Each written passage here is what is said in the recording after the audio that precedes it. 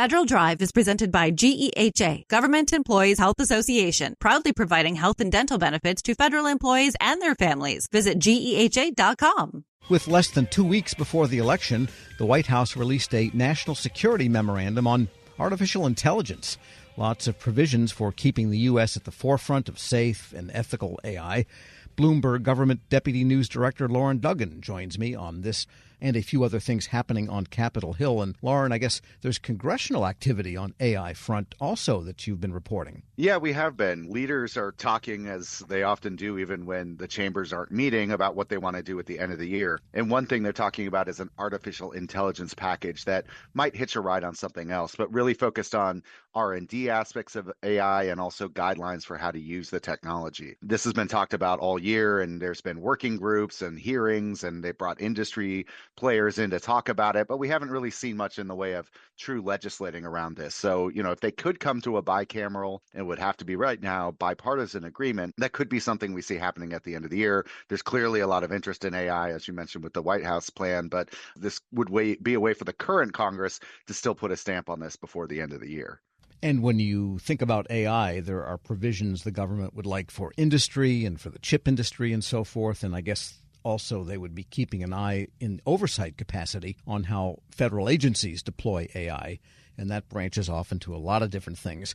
Is your sense that Congress is looking at both sides? Yeah, I don't know if this will have the deepest parts of the regulation in it, but certainly are there areas of research and development where they could put some money behind it or put some guidelines around maybe some of the safe and ethical use things that the administration also touched on. But those are some of the big questions. How do you harness this technology but not deploy it in a way that can be harmful to whether it's people's jobs or things like that? There are a lot of areas they've talked about. So if they are going to get something done, it might be the easiest stuff to agree on first, and maybe other things will get punted.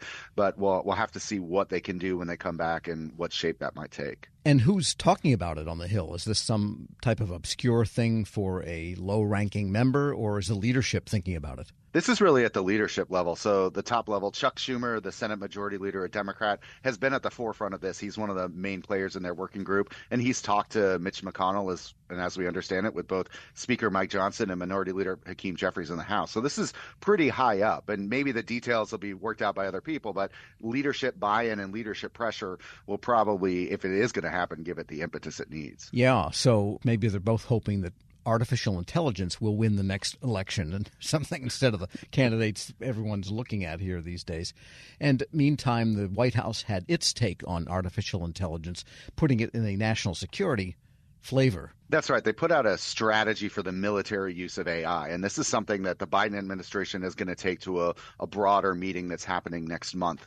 And what's important here is the agencies they want to focus on this and some of the safeguards they want to put around it. So, when the military, if it's going to use AI, how they're going to track or identify individuals for either military or law enforcement, determine somebody's immigration classification. So very sensitive stuff when it comes to how the military and other agencies use AI. The future of this, obviously this is a Biden administration proposal. Either outcome on November 5th, you're going to have either a Trump administration or a Harris administration. Maybe the Harris administration would pull this forward, but we could see changes to it under Donald Trump. But it is a pretty significant document, and certainly going to global talks with this sort of perspective will be pretty important.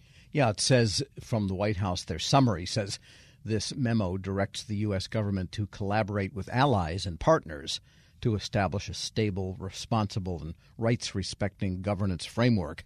So it sounds like they do want to take it overseas. Yeah, they do. And they want to, like you said, work with allies because obviously there are adversaries out here. And we want to make sure, I think they also said that we have to be faster in deploying AI than our adversaries are, and making sure that we ward off theft and ward off opportunities to steal things that U.S. industry is doing to advance artificial intelligence. And likewise, it's telling the military's acquisition personnel to talk to industry, talk to defense companies, talk to investors even about what they need to think about when it comes to AI capabilities and build that into the way the government might procure it. So this is a pretty, wide-ranging document that could be very significant in how the government works in this space.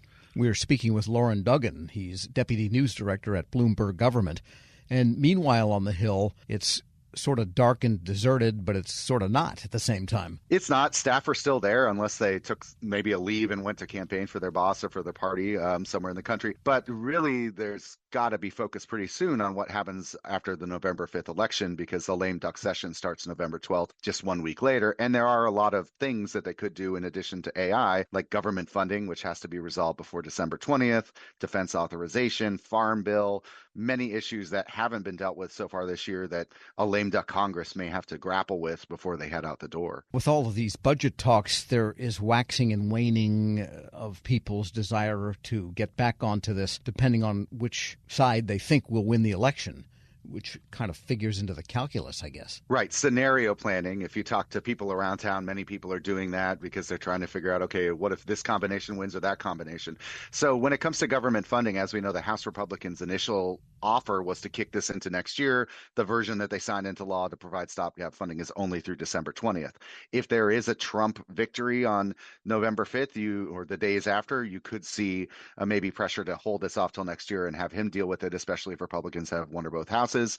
If Democrats win some combination thereof, there could be different pressure to wrap this up and not leave it for next year, because a new Congress and a new majority may not want to have its first order of business funding the entire government. So the outcome is really going to say a lot about what they get done in the lame duck on government funding. And since there is going to be a different president, it's unlikely, isn't it, in general, that a new administration has much to say over the budget it gets for that year that it comes into office anyway, because so much of the die is already cast. They argue around the fringes. Right. So they might have question one, what is government funding this year if it's not resolved, if you get sworn in on January 20th?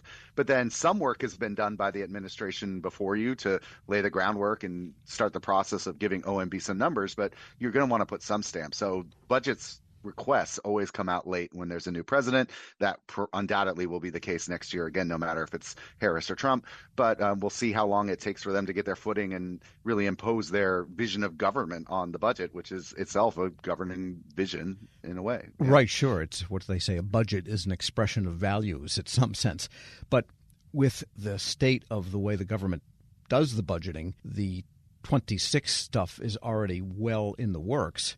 And as you point out, the 26th proposal ordinarily would come out about a month after inauguration. In this case, that's very unlikely to happen, no matter who gets the White House. Correct. And even the 25 budget request came out in March instead of February. So that was late in a fairly typical year. And typical now means the budget's late anyhow, maybe going into the next calendar year. So there is work underway. But again, a new administration might not want to take everything that their predecessor has done. So that could help slow it down as well. And having a baseline, having a fiscal 2025 number is often important to know. We want to show what direction we're growing or reducing the size of government in. So that could factor in as well. And there's also the factor that whichever side, again, comes into the White House, there's going to be wholesale replacements of all of the appointed officials. And that takes a lot of, at least senatorial bandwidth, too, doesn't it? It does, and it may depend on what the party of the White House and what the party of the Senate are, and if they're different, that will slow it down more. But putting your stamp on a new administration is important, and even if Vice President Harris were to become president, not everyone would stay around. Maybe some people would continue in, but there's already vacancies at a couple of departments. We have an acting labor secretary, an acting HUD secretary. Will there be a push to replace them? And what sort of Senate would she face if she wins? If it's a Republican Senate, it might be harder to get some of her picks through. So that could take a good amount of time in the Senate to confirm all those nominees. Although if she does get in, then some of the cabinet members might stay around from the Biden administration just because it is continuity in a large sense until the new person is confirmed. Absolutely. They won't feel the same pressure to depart immediately that perhaps if there's a change